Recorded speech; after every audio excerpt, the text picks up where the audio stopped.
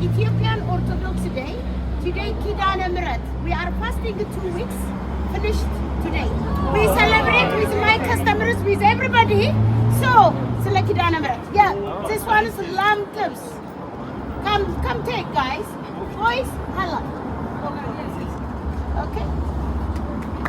Yeah, but I'm gonna say. Do we clap? Come on, my darling. Come on. Take some. Yeah, come on, honey. Come on, Habibi.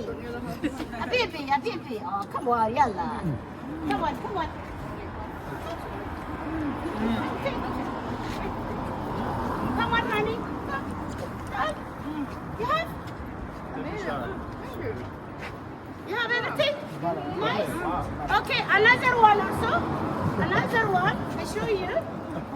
And bread also here. Come this way. Come, honey. Sela Kidane Miret. Say Sela Kidane Miret. Sela Kidane Miret. አመሰግናለሁ. Guys, some fresh bread. Anybody? Try Ethiopian food? Okay? Someone? Okay? So, guys, this is Ethiopian culture. So, we celebrate 2 weeks of fasting. So, I'm sure my customer today in full house.